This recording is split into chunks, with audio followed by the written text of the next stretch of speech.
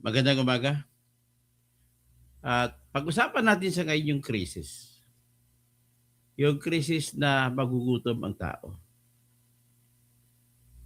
Ito'y nakakalimutan na natin, hindi na natin pinag-uusapan. Natututok kasi tayo po sa tinatawag na impeachment. Ngayon, nakita na naman natin may mga depensa rin pala naman si Sara. In other words, tatanungin natin mga senador, siyam, kailangan lamang ni Sara na siyam na senador na hindi bubuto ng yes.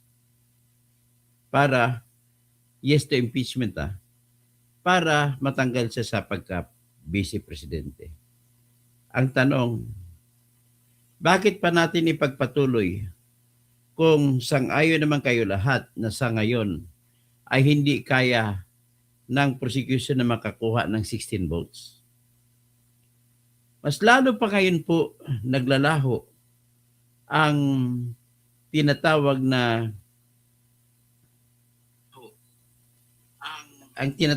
kanilang chance na mananalo sapagkat po kahit papado may depensa si Sara, may dahilan si Sara.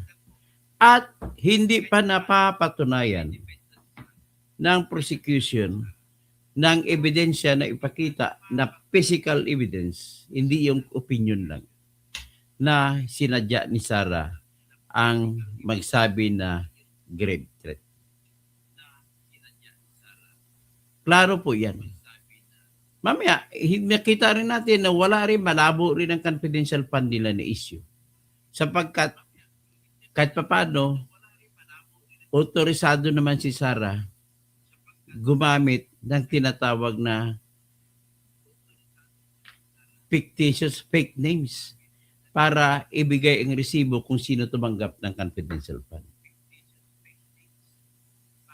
At the same time, sa confidential fund pa rin, katotohanan naman na December 20, 2022 lamang binigay ang 125 million na dapat sana by August 2022. Pero ayon kay Sara, sinadya ni BBM yan at ni Tambaluslos, Martin Romualdez, para magkukumahog ba iipit si Sara. Kasi iisipin na nakwenta nila yan. Kung uubos siya kasi according to the law, ayon sa batas, ang batas ay nag-utos na ang lahat ng mga budget na ibinigay sa isang opisina ay dapat ubusin hanggat sa December 31 lamang.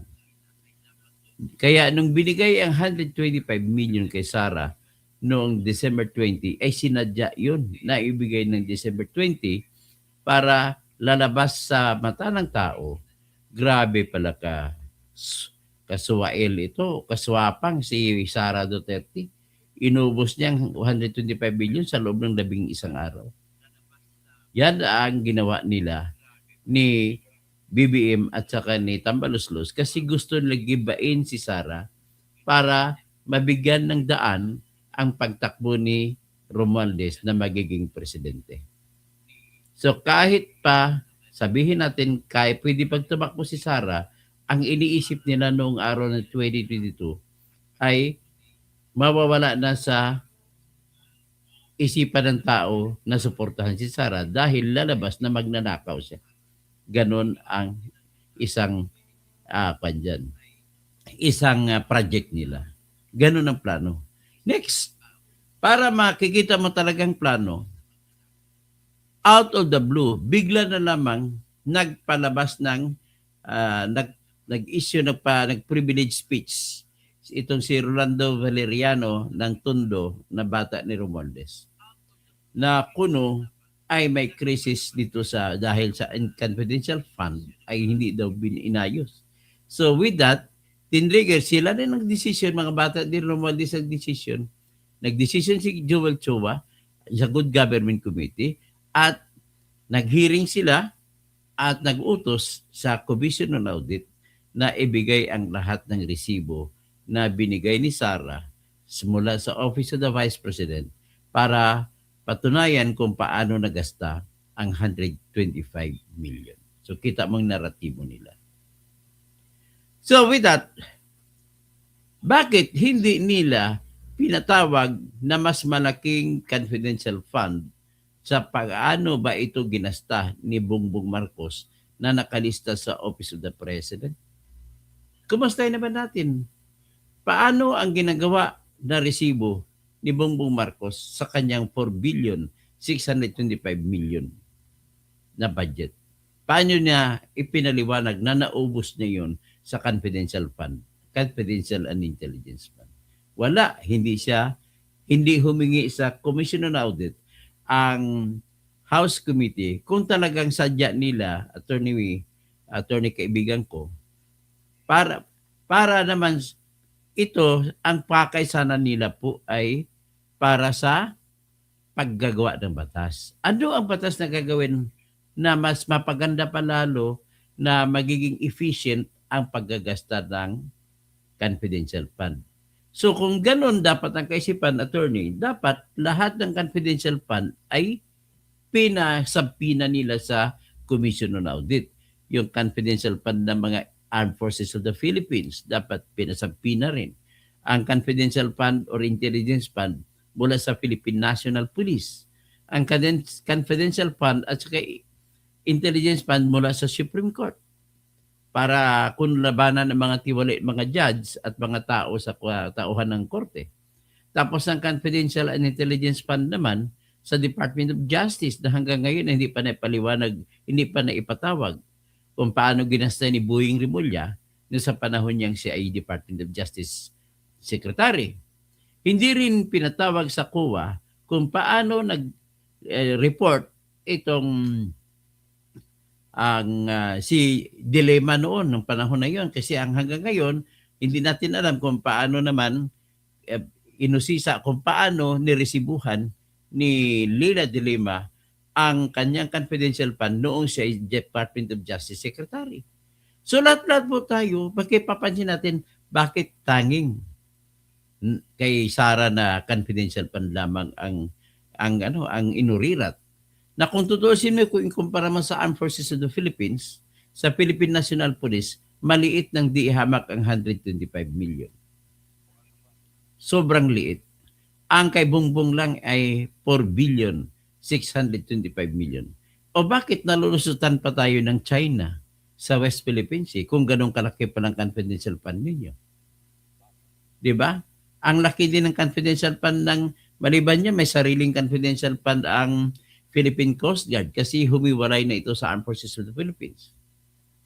At may sariling confidential fund din ang Bureau of Fisheries and Aquatic Resources na ang kamukat-mukat pala, binabayaran nila po ay mangingisda dyan sa Zambales at sa Pangasinan para lamang parang ginagamit nila na ahente. Magpapalaot at mangingisda, pero at the same time, tatawag sila sa kanilang boss kung may makikita sila ng mga Chinese boats. Ganun lahat po. So, where have all these confidential funds gone? Yan ang tanong. Tanong ko yan. Hindi ko ako nagagamit ng taong bayan. Tanong ko po yan bilang isa sa mga taga-taong bayan. So with that, nakikita na natin ngayon na malabo mananalo ang impeachment laban kay Sara. This early, it is already moot and academic. Bakit ko nasabi niyan? Kasi po, ang akusasyon ninyo, mayroon naman palang depensa si Sara. Hindi lang niya sinagot noong araw na nagmamayabang kayo na Merigris Piatos, Dakoy-koy, kung ano-ano pang mga resibo binabanggit ninyo at ipinatanim nyo sa utak ng mga tao na mali yan. Ang hindi nyo nilabas ay ang katotohanan, naging selective kayo, katotohanan na ayon sa batas, may karapatan kung sino man ang naghahawak ng confidential fund na hindi ibibigay ang totoong pangalan ng tumanggap ng pera. Kasi kung ibinigay mo yan, halimbawa na lang natin, ito napakaklarong ehemplo ito. Sa panahon ni Noynoy, nagbigay sila ng 60 million, attorney, doon sa tao na close kay yung Asian #1 bomber na si Marwan. kung saan si Marwan, ando siya, kapalit lamang ang attorney ng cellphone number. 60 million. Bakit kailangan cellphone number lang? Kasi matitrace mo na ngayon sa GPS kung saan talaga si Marwan. Kasi yung taong yun katabi lagi ni Marwan. Yun, hindi naman binanggit ni Noynoy Aquino kung sino nakatanggap ng pera. So ngayon, natuntun siya ng SAF, kaya nagresulta ito sa pagkamatay ng 44 na SAF dahil po sa kabubuhan ng general na nag-undertake, nag-supervise ng operation. Ito pong general ay si Peñas.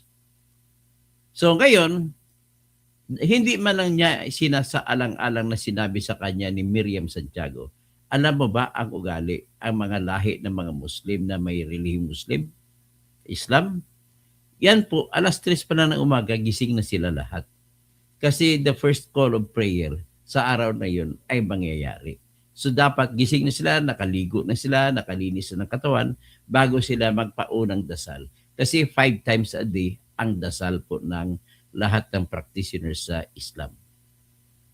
So ang puntos ni Miriam Defensor Santiago, dapat lumusob kayo ng alas 12 ng gabi, natulog na pa ang lahat. So iyan din po ang dahilan kung bakit yung Navy SEALs Team 6 ay alas 12:30 sila lumusob sa Pakistan Military Academy compound para pasukin ang bahay ni Bin Laden. Kasi gising, tulog pa ang mga lahat ng Muslim sa ganung oras dun sa Pakistan. So kaya successful ang operation ng Navy SEALs Team 6 ng United States of America. Nakuha nila si Bin Laden. Napatay nila yung mga lahat ng gumugwardya kay Bin Laden sa loob ng bahay ni Bin Laden na nakatayo sa loob ng Pakistan Military Academy.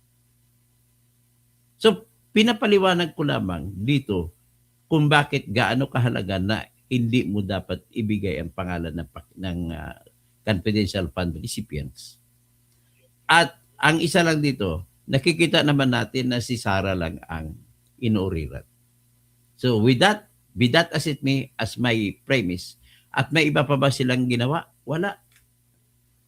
So, in the face of aridity in evidence, wala naman silang ebidensya pinakita sa 4 na araw ng pang-5 araw ngayon, sa 4 na araw na impeachment trial.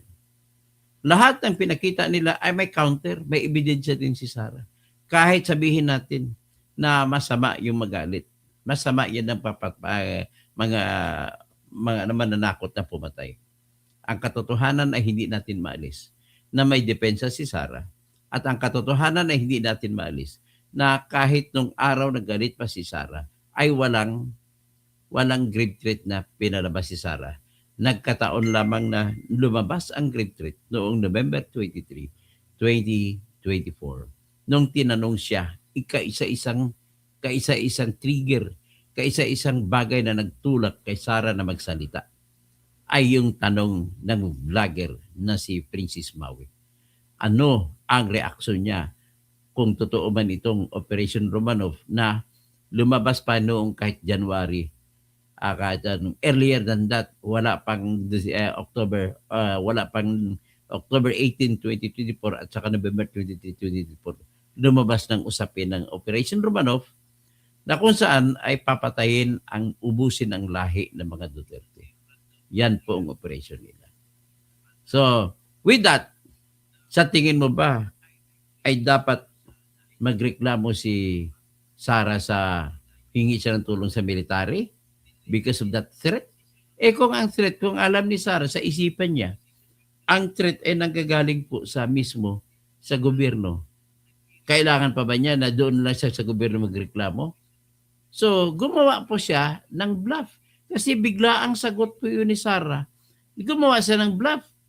The only defense left for her was to make a psychological defense na bluffing. Bluff niya yung mga kalaban. So para matatakot din sila, mag-isip kung dapat bang ipagpatuloy ng Operation Romanov. Ngayon, para maintindihan ng bayan natin, ano ba yung Operation Romanov? Ang Operation Romanov po, yun ay For sabi natin 113 years na naghari po ang pamilya Romanov sa Russia bilang hari at reyna. So, noong araw na yon, 1918, ang Romanov na king ay si Nicholas II. Tsar. Ang tawag kasi sa king sa Russia noon, Tsar. Si Tsar Nicholas II. Nicholas Romanov II. So ngayon, nung nanalo ang Bolshevik Revolution ng mga komunista na pinangungunahan ni Nikolai Lenin, ay pinatay nila yung buong pamilya ng Romanov. Hanggat sa mga bata na mga minor pa, mga 9-year-old, 8-year-old, di ba malupit yan? Pati pinatay din po kanilang mga katulong at mga babae na household keepers at saka mga lalaki na household keepers ng pamilya Romanov.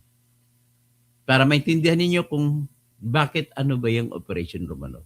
So, big sabihin, that gave the enormous threat on the whole or the entire Duterte family. At hanggang ngayon, wala tayong nakitang investigasyon na ginawa ang NBI o PNP or Armed Forces of the Philippines patungkol sa Operation Romanov. So, be that as it may, ang sa aking puntos dito, lumabas na po na may depensa naman pala si Sara at hindi natin kaya na may kukonvict siya. So, dapat moot an academic na ito. Bakit ko nasasabi na moot an academic? Kailangan nila ng 16 na senador na buboto pabor sa pagtanggal kay Sara Duterte. Sino ba yung 16 kung 13 lang pala ang kasapi ng mga pwedeng bumuto para sa kanila laban kay Sara Duterte? Sino? Yan, dagdag na 13. Tapos may natira pa po na 11. So, paano mo sasabihin? Hindi na po kailangan bumuto. Ang lahat ng senador na pabor kay Sara ay hindi na kailangan bumuto. Kahit na mag-abstain lang, tapos ng laban. So, this early, alam naman natin lahat ng moot na academic na hindi na kayang kukunin ng 16. Kahit sabi pa natin magbababa sa 14 kasi 21 senators na natitira. So, ang 2/3, 14. Hindi po rin kayang kunin kasi 13 lang kayo. Ito namang mga senador, may nag-isip na halimbawa, bibigyan natin ng 500 million si lahat ng mga senador dyan, si Loren at saka yung 2 bilyar. Hindi natin masasabi kung payag niya kasi bilyonaryo din si Libeste, na anak ni Loren. Tapos si Mark Villar at saka si Camille Villar ay bilyonaryo din. In fact, one of the richest families in the Philippines. Hindi nyo kayang magbigay ng 500 million kapalit ng kanilang prinsipyo, kapalit ng katotohanan na kung papayag sila ganon, tapos na ang political career nila. At kung matatapos ang political career, napakahalaga po yan sa pamilya Villar ang career. Kasi bakit? Konektado kasi sa politika ang kanilang economic career.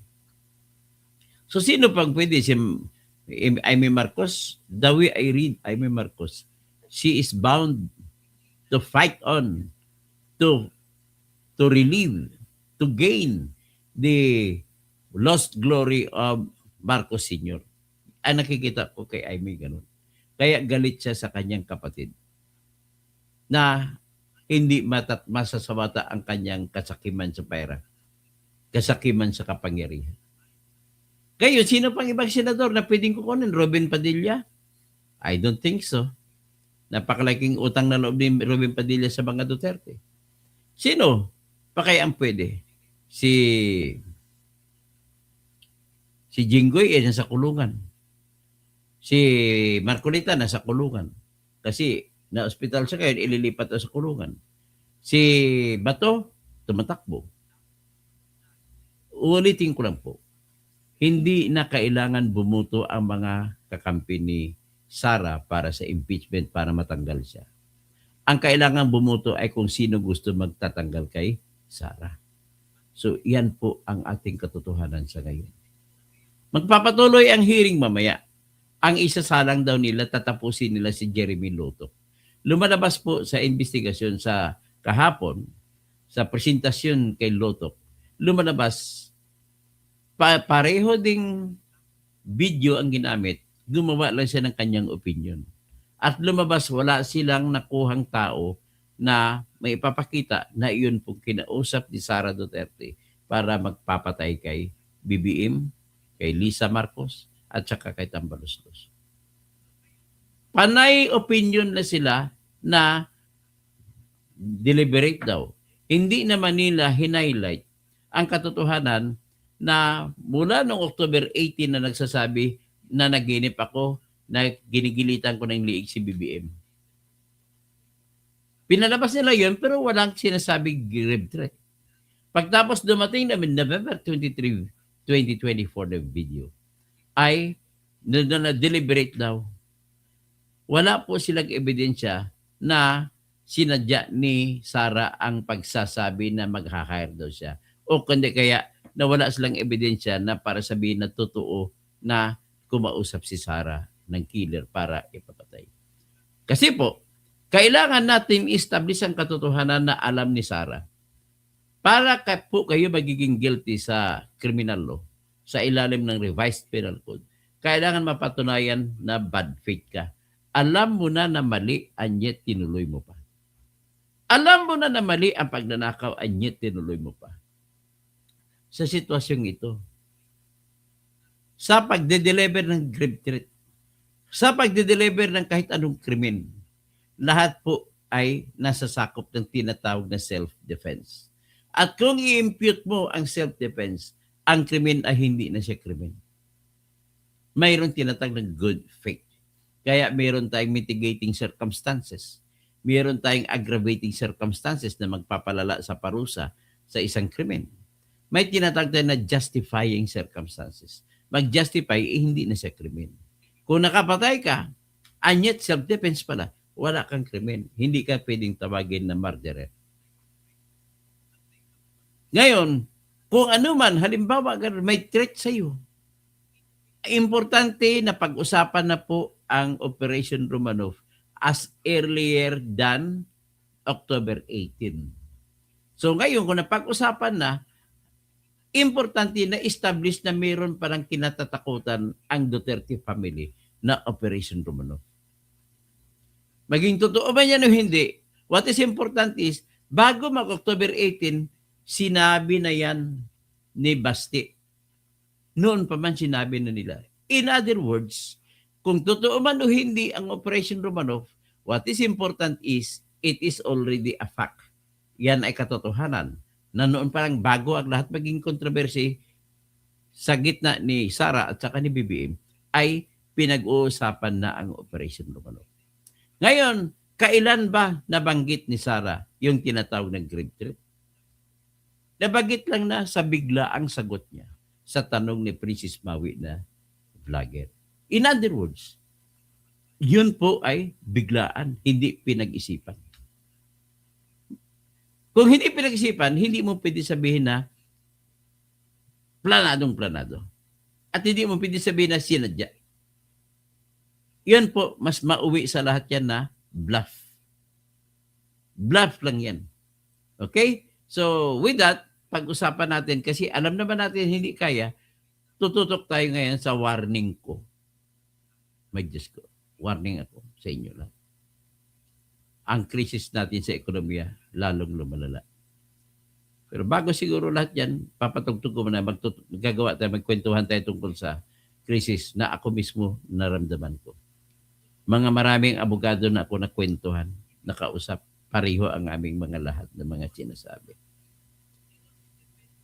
Ay, kailan pa tayo, Diyos ko, kailan pa ba tayo makaangat sa ganito, sa problemang ito?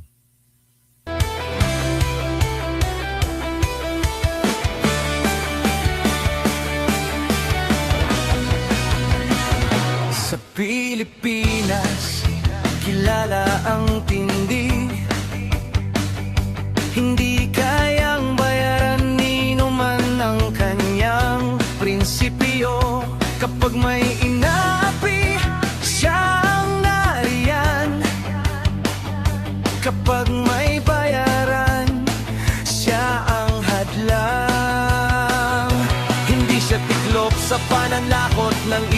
hindi siya alila ng sino mang mayaman. Kung ang kapangyarihan nila ay inaabuso, hinahawi niya yan mano-mano. Kapag ang taong bayan ang nasasakal, siya ang unang sumusugot, tumatagal. Hindi perang sukatan ng halaga, kundi kung sino ang lumalaban para sa masa. Toto kasing tirador, toto kasing tirador, kakampi ng naaapi, kalaban ng sakim na mandarambon. Toto kasing tirador, toto kasing tirador, hindi kayang bilhin ang puso niyang matibay.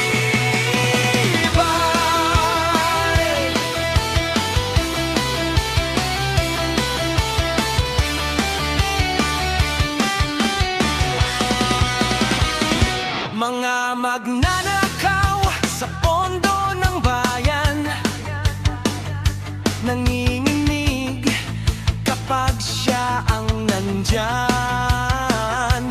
Bawat piso, bawat sentimo, kailangang sagutin sa mata ng tao. Walang ngiti para sa mandarambong walang pwesto, para sa sumisipsip kapag ang hustisya ang pinag-uusapan. Siya ang bantay sa gitna ng laban. Kung may nilulunod ang kasinungalingan, siya ang boses na hindi tatahimik. Sa bawat galaw ng mapagsamantala, may salubong na paninindigan niya. Toto kasing tirador, toto kasing tirador, kakampi ng naaapi, kalaban ng sakim na buwaya. Toto kasing tirador, toto kasing tirador, hindi kayang bilhin ang puso niyang matibay. Sir. Hindi lahat ng malakas ay tama, hindi lahat ng tahimik ay duwag. Kapag ang bayan ang pinagkakaitan, siya ang unang humaharap.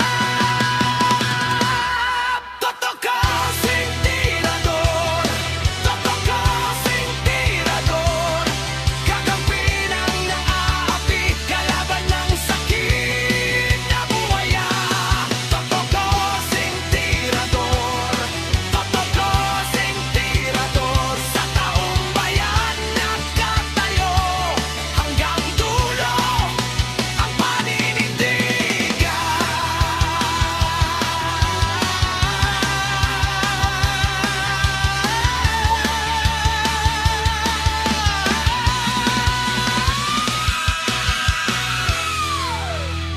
Ayan ha, ladies and gentlemen. Siguro naman, bago bago na pagpatuloy, ipakitugtog naman na natin yung parang adhikain ko para kay Sara Duterte.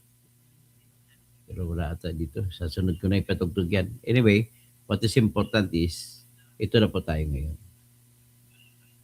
Problema na tayo ngayon sa ekonomiya natin.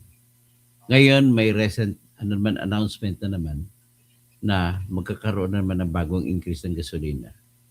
At binumbahan na naman ulit. Ang pinakahuling nangyari sa Iran na krisis, binumbahan po ng Saudi Arabia ang mga Houthi rebels na sinusuportahan ng Iran. So, dagdag na naman yan. At saka binumbahan din nakaraan ng Amerika ang iba pang installasyon ng Iran.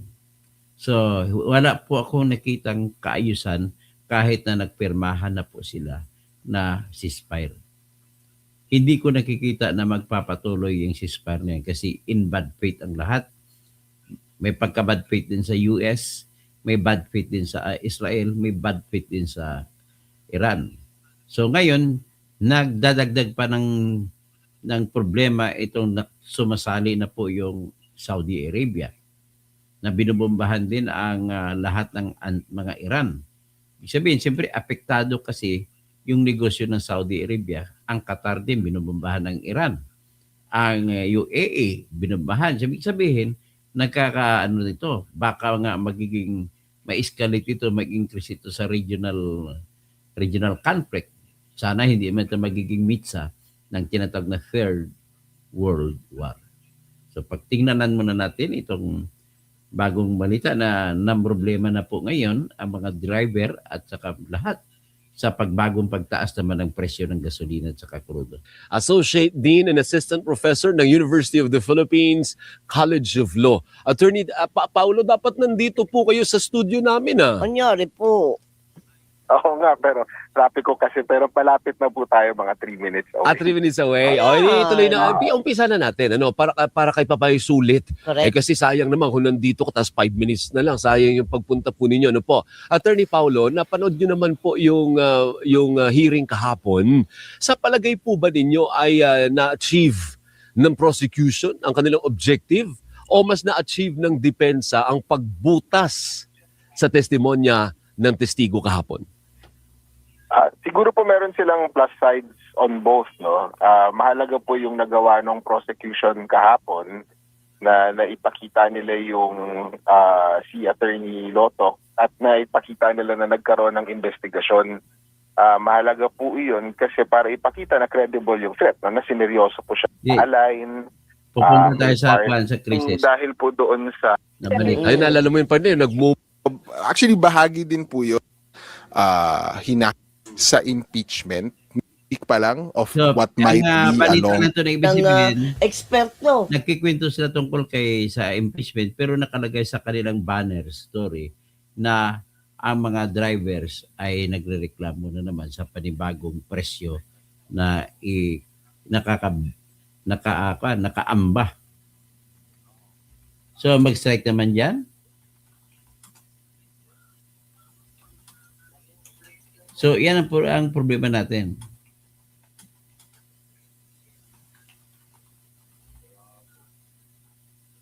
So ngayon, ang pinaka-problema natin kung paano masuwata ay wala tayong solusyon. Pag-usapan muna natin kung naging maayos ba ang solusyon ni BBM patungkol sa Iran crisis.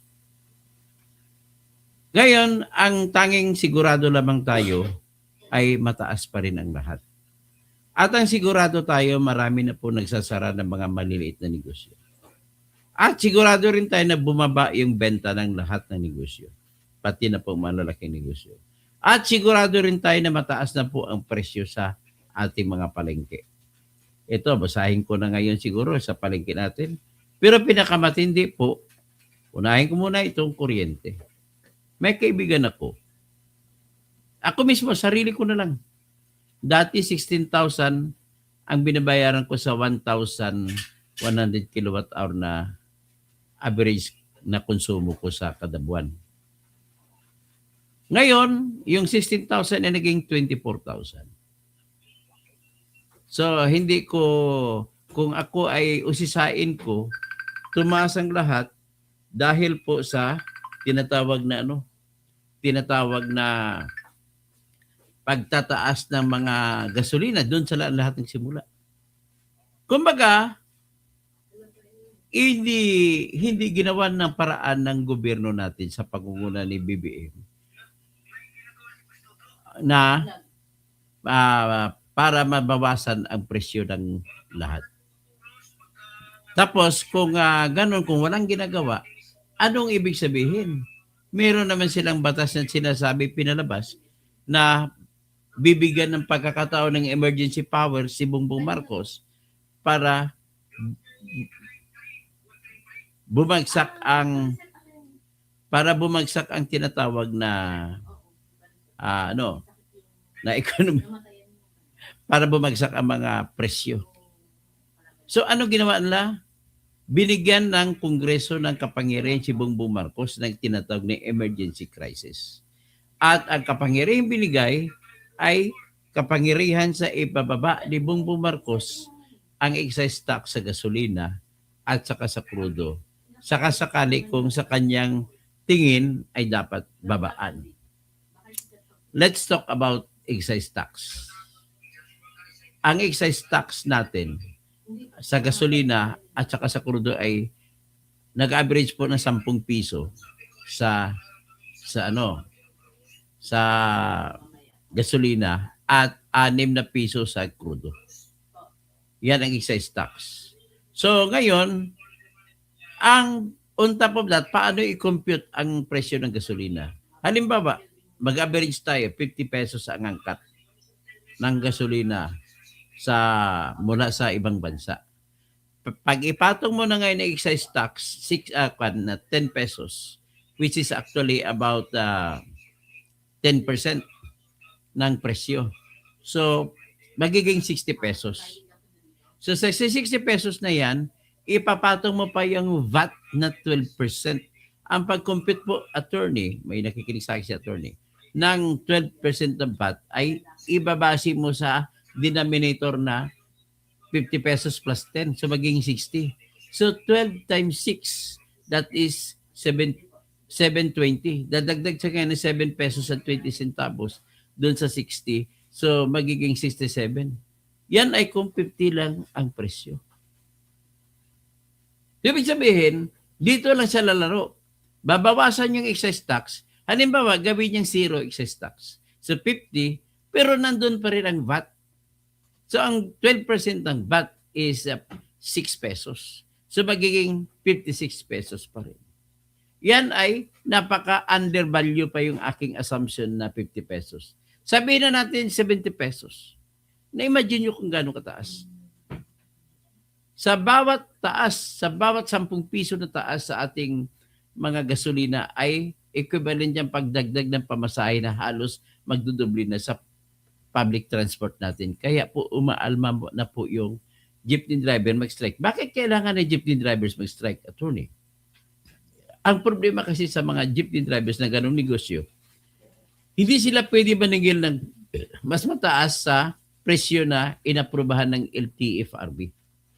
Huhulihin naman sila kung maniningil sila ng pamasahe na mas mataas kaysa inaprubahan ng LTFRB.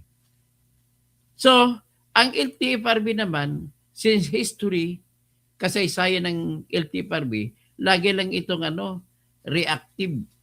At huli pa kong, delayed pa kong mag-action.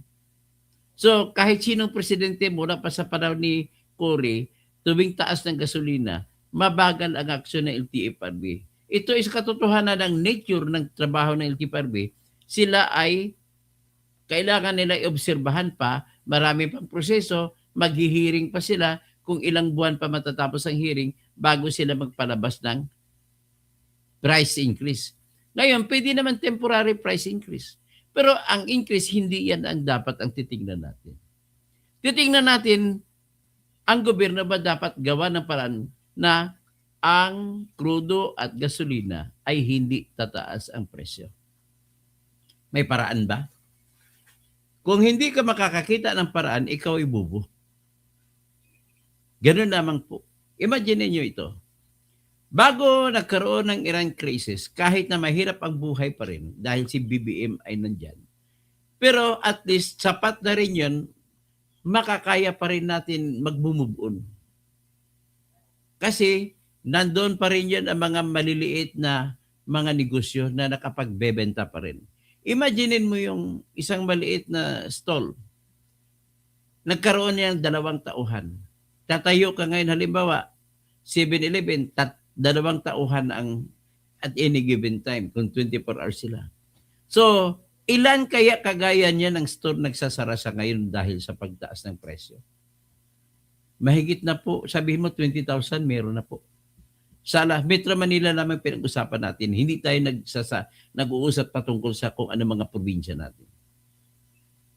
So, ngayon, ang benta ng lahat ng mga store kasi wala namang perang tao, lumiliit din, nagdadive.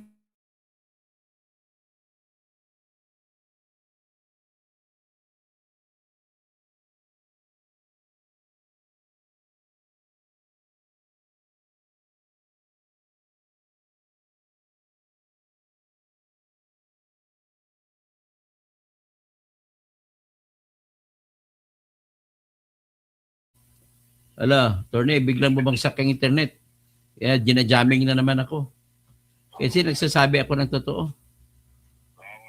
So, babawasan mo yung dati halimbawa, nagsari-sari store ka lang tapos ang permit mo magagaling na sa barangay kasi exempt yan ang mga sari-sari store sa atin dito. Kukuha lang sila ng permit sa barangay lang.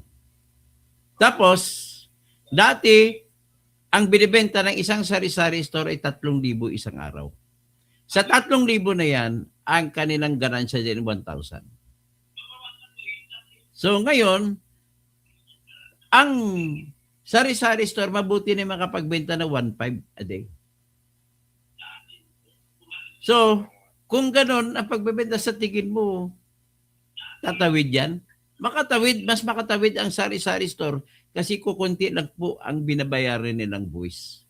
Pero pag ang buwis ay kagaya ng formal na establishmento, kagaya ng 7-Eleven o Dali, ay kailangan nila magbayad ng buwis, sales tax araw-araw, nakalista yan. Tapos ang trabahante nila kailangan minimum of 2 para tumakbo kasi isang cashier at isang nag-alalay, baka naman manakawan kayo. Kahit na sabihin natin may mirrors around the wall ka. Kahit sabihin natin may CCTV ka, kailangan mo pa rin. So ibig sabihin po, yung stores na yun, kung dati ay may customer sila na 200 a day na nagbumibili sa kanila, yung 200 din babawasan mo kalahati, maging 100 na lang. So imagine, gaano kalaki ang mawawalang income sa kanila araw-araw. Marami na po nagsasara kasi hindi na nila kaya, naubos ng kapital nila. Kasi pag ako negosyante, hindi ko alam kung ibang negosyante, pero kung ako negosyante, meron ako halimbawa 7-Eleven, lugi ako sa unang buwan. Ang gagawin ko, kukuha ko sa bulsa ko, ipatong ulit. Sige, pagpatuloy. Baka sakali naman sa sunod naman maganda. Talo pa rin. Kung bubunot ulit ako sa bulsa ko. Kasi hindi ko pwede, bawal sa batas, hindi ko pwede hindi bayaran ng aking mga empleyado. So ngayon, operation-wise, mapipilitan ako maubos din ang laman ng bulsa ko. Ang bulsa hindi mawawala, pero ang laman sa bulsa mo nawawala. So kung maubos yan, wala ako na ibang choice, magsasara. Magbabayad pa ako sa upa sa pwesto. Hindi naman bumababa ang upa sa pwesto. Hindi naman bumababa ang business permits. Lahat ng fees. Anong klase mga gobyerno meron tayo, mga mayors, mga konsyal? Hindi ba nila iniisip, they must go along with the tides of crisis. Na kung sa panahon ng crisis, dapat papalabas na kagad sila ng tinatag kahit yung ordinansa na mabilisan, exempt from first to third readings, na babaan ang singil sa business permits. Saan ka makakita business permits? Babayad ka kung ang negosyo mo, water filling station, umabot sa 100,000 a month ka, a year, ay magbabayad. Hindi mo pa binabayaran dyan yung mga para mabilis. Wala ng fire clearance, bigyan mo ng pera, fire clearance. Para wala ng health clearance, bigyan mo ng health para wala ng gasto para mabilis. Lahat, bigay dito, bigay doon. Bakit gano'n ang kalakaran sa ating negosyo? Lahat po niyan ay given na yan. So dapat iniisip na yun kung sino sa national government. Sa pagpatuloy na to, lumalabas po, incompetent ang ating pamahalaan na pinangungunahan ni Bongbong Marcos. Alam mo, naniniwala ako kahit incompetent ang sa baba, kapag competent lang ang presidente, hindi po matutumba ang ekonomiya natin. Ano ang magiging solusyon kung ako po ang presidente? Kung ako presidente, ang solusyon ko, simple lang. Saan ba nagsimula ang krisis natin? Attorney, di ba sa crude and oil prices galing sa Iran? Diyan na lahat nagsimula eh. Kahit sabihin natin, corrupt ang lahat. Pero itong ekonomiya natin, nanggagaling lahat yan dyan. Ibig sabihin, atakihin natin ang ugat ng problema. Anong ugat ng problema? Ulitin ko lang. Yung Iran crisis. Kung ako ang presidente, isa lang ang solusyon ko nito, sagot na lahat. Wala na, sinisigurado ko na hindi matutuba ekonomiya. Anong gagawin ko?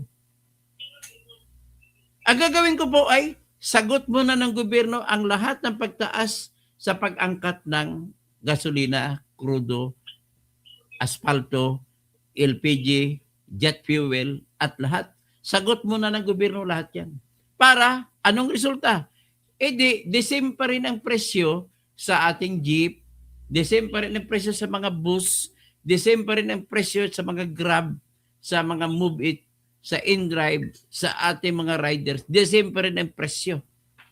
Ang ating mga sweldo ay the same pa rin sa mga ating mga trabahante. At hindi na kailangan magtaas pa ng presyo para magpatuloy ang buhay. Yan ay theory ko lamang, pero napatunayan po na tama ang theory ko, attorney. Saan, ano ang aking pruweba na totoo, tama ang theory ko? Ang Indonesia po ang aking proof number 1. Sa Indonesia po, sinagot ng Indonesia ang lahat ng pagtaas ng gasolina, crudo. So, the same pa rin ang presyo ng lahat. Ang negosyo takbo. Ang sweldo parehas pa rin. Hindi na taas, hindi naman bumaba. Tuloy ang ekonomiya ng Indonesia. Ang isa pang solusyon, which is wala pa rin sa atin, sana ay kung magaling itong ating namumuno, may tinatawag po ng foresight, attorney. Ibig sabihin po, yung mga namumuno sa atin walang foresight. Ibig sabihin foresight na nakikita mo na sa advance, baka sakali may mangyari ganito, anong ating mga nakaamba na solusyon ng pangkontra. Ang dapat sana, nag-imbak tayo ng good for 1 year na gasolina. I-require ang lahat, magkaroon ng batas, na i-require ang lahat ng mga private players na mag-imbak kayo ng good for 1 year na gasolina at crudo. So kung hindi na kaya, pautangin ng gobyerno. Sige, total nandyan na kayo, kaysa magbubuo pa kami ng aming negosyo, kayo na lang dyan at ito po ipautang ng gobyerno, walang interest. Ang balik lamang sa amin, huwag kayo magtaas ng presyo. So, ngayon, yung sinasabi ko na sasagutin ng gobyerno, ang tanong, kaya ba? Sa computation ko po, kayang-kaya. Bakit po? Uutang na naman tayo, pero meron pa tayong credit line. Utang lang ako na 1 trillion, sagot na lahat yan. Anyway, babayaran na naman natin po ang 1 trillion kasi utangin mo 1 trillion, igagastos sa pagpatay ng flood control na hindi man naman nakakontrol. So, panahon na po sana na mag-isip naman itong ating mga mambabatas. Total, pwede naman siguro, may leader naman kayo dyan. Inaasahan ko ito, akala ko naman si Win Gatchalian, ekonomista. Pero nakikita ko, lugi naman ang kumpanya nila. Kaya siya tumanggap nitong pwestong ito kasi sa pangako naman ni Lisa na baka pautangin ang Willix Group of Companies. Kasi meron silang project na malaki na hindi pa makaumpisa-umpisa. Ano yun? Ang pinakamalaking proyekto nila po. Yun ang tinatawag na Waterfront Manila Bay. Ang Waterfront Manila Bay po ay isang reclamation. Pag reclamation, magtatambak sila ng lupa. Saan sila magtatambak ng lupa? Doon sa Manila Bay. Saan parte ng Manila Bay? Sa likod po ng Luneta Park. Sa likod po ng Quirino Grandstand. At pupunta yan hanggat sa, dadalo yan hanggang sa South Harbor. Maglalampas pa yan sa Manila Hotel. Kung baga, tinabunan mo ng mga view ng dagat ng Manila Hotel. So, lalampas yan doon. Tapos, yan po ay kasosyo niya dyan ang Manila City Government. Si Isko Moreno ang kasosyo niya dyan. Pero hindi matuloy-tuloy. Alam mo ba kung bakit, attorney? Una, kulang sila sa pera ang Willix Group of Companies. Umaasa lamang po sila sa investors na makukumbinsi nila. Ang problema, ang mga investors na nakumbinsi po nila ay mga Chinese. So, sino ngayon ang pro-China? Duterte o kayo? Sagutin nyo. Ito pa, ang kumontra po ang United States government sa balak na magpatayo ng reclamation area. Bakit po? Mismo nasa likod siya ng US Embassy. At ang katwiran ng US Embassy sa paghadlang ay ang katotohanan ng mga investors nila ni Gatchalian ay yung mga contractor na gumawa ng isla sa West Philippine Sea.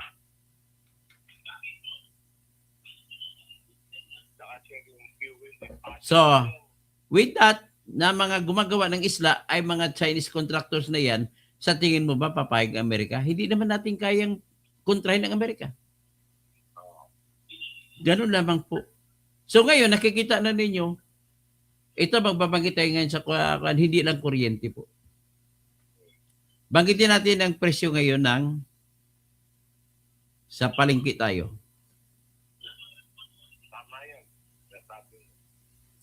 So, sa water rates natin, tumataas din, bahagya. Mabuti na lang ang mga lake natin napupuno dahil sa ulan.